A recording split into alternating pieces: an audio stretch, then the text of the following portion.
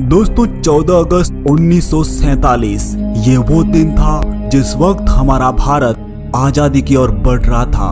मगर उस दौरान एक ऐसी ही घटना घटी जो इतिहास में आज भी हैरान करने वाली है। आखिर उस दिन ऐसा क्या हुआ था? उस तारीख को ही लाखों लोग दिल्ली की ओर क्यों चल पड़े थे? तो चलते हैं सदियों पुराने इतिहास की ओर। दोस्तों आज से करीब 73 साल पहले एक ऐसी ही घटना घटी थी जिसने हमारे इतिहास को ही बदल दिया था। असल में वो तारीख थी 14 अगस्त 1947। उस एक रात ने ही हमारे भारत को पूरी तरह हिलाकर रख दिया था। आखिर उस 14 अगस्त की काली रात में ऐसा क्या हुआ था? तो चलते हैं इतिहास के पुराने पन्नों में। दोस्तों ये दास्तान उस भयानक दौर की है जो जाते जाते ऐसा दर्द दे गया जिसकी भरपाई आज तक पूरी नहीं हो पाई है। दोस्तों 14 अगस्त हमारे इतिहास में वो तारीख थी जिसे भुलाए भी भूला नहीं जाता। ये हमारे लिए सबसे मुश्किल दौर में से एक था। असल में इन सब का फसाद था बंटवारा, भारत पाकिस्तान का बंटवारा। एक ऐसी लाइन जो सरहद में तब्दील हो गई थी। लोगों ने निर्णय लेने की क्षमता तक खो दी थी, क्योंकि रिश्ते तो लाइनों के दोनों तरफ थे। आखिर जाए तो जाए कहां? ये सब इतिहास उस 14 अगस्त की काली रात में ही बदला था। तो आइए दोस्तों चलते हैं 73 साल पीछे, उस समय में जहां ये सब तय होने वाला था। दोस्तों बंटवारे का दर्द दोनों ओर सहा था, वह चाहे भारत हो या फिर पाकिस्तान। केवल एक फैसले की वजह से लाखों लोगों का जीवन तबाह हो गया था। बरसों से इकट्ठी की गई संपत्ति भी पल भर में पराई हो गई थी। असल में लोग रातों रात बेदखल होकर सड़कों पर आ गए थे। 20वीं सदी की ऐसी तबाही उनके जीवन में पहली बार आई थी। दोस्तों उस समय हमारे भारत की आबादी करीब 40 करोड़ के आसपास थी। ब्रिटिश हुकूमत से ही शासन चला करता था। लोगों के पास इतना रोजगार भी नहीं था, बस किसी भी तरह अपना जीवन गुजार रहे थे। वो चाहे हिंदू हो या फिर मुस्लिम, हर मुश्किल घड़ी में कंधे से कंधा मिलाकर चलते थे। मगर अंग्रेजों को ऐसा कतई बर्दाश्त नहीं था।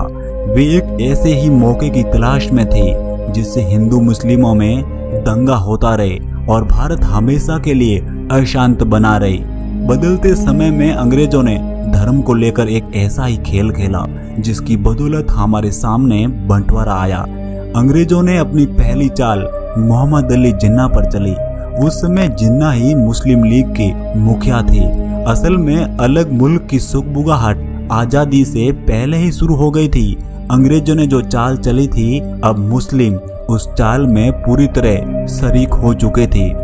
दूसरी ओर मुस्लिमों की अगर आबादी देखी जाए तो यह करीब 1/4 ही थी। फिर भी जिन्ना की ये जिद ही थी कि मुस्लिमों के लिए अलग मुल्क हो। पता नहीं जिन्ना ये सब क्यों भूल गए थे कि हजारों बरसों से ही तो साथ रहते आए हैं। तो फिर अब घुटन कैसी? अगर हिंदू मुस्लिम जनता की बात की जाए तो इस फसाद में कतई शामिल नहीं थे। वे तो बस बहकावे का शिकार हो गए थे। पंडित नेहरू भी जिन्ना की जिद के खिलाफ थे। ये वे जिन्ना ही थे जिन्होंने अंग्रेजों को जाते जाते दो मुल्कों के बीच लकीर खींचने का मौका दे दिया था।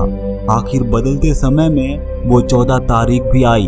14 अगस्त की रात होने से पहले ही लोग रायसीना हिल्स पर जमा होने लगे और रात के 9 बजे तक करीब 5 लाख लोगों का हुजूम उमड़ पड़ा था। करीब रात 10 बजे पंडित नेहरू, सरदार पटेल, डॉक्टर राजेंद्र प्रसाद और माउंट बेटन वायसराय हाउस पहुंचे और फिर 12 बजने से पहले ही सारी कार्रवाई निपटा ली थी। घड़ी में 12 बजते ही ब्रिटिश झंडा उतारकर तिरंगे को लहरा दिया था। इस तरह दुनिया के नक्शे में 2 मुल्क आजाद हो गए थे। अब आजादी का जश्न शुरू हुआ ही था कि कुछ ही पलों में माहौल अशांति में बदल गया था। हर तरफ मौत का तांडव चल रहा था। इन दंगों में लाखों बेकसूर मारे गए थे। जिन लोगों ने एक साथ आजादी का सपना देखा था, अब वे ही एक दूसरे को मारने पे तुले थे। ये विभाजन दोनों तरफ दुखदाई था। अब विभाजन के काले छाये ने देश को घेर लिया था। कुछ लोग भारत से पाकिस्तान जा रहे थे, वहीं कुछ पाकिस्तान से भारत आ रहे थे। आने जाने के दौरान दोनों तरफ बंटवारे का दंश झेलना पड़ा।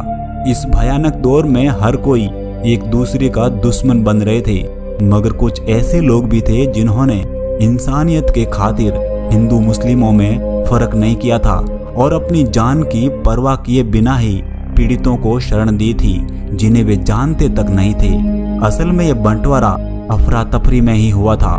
माउंटबेटन को भी ज्यादा वक्त नहीं मिला था, फिर उन्हें जल्दबाजी में ही ऐसे बंटवारे को अंजाम देना पड़ा था। दोस्तों कमेंट में हमें जरूर बताइएगा कि इस बंटवारे पर आपकी क्या राय है और वीडियो लाइक के साथ चैनल सब्सक्राइब जरूर कीजिएगा। धन्यवाद।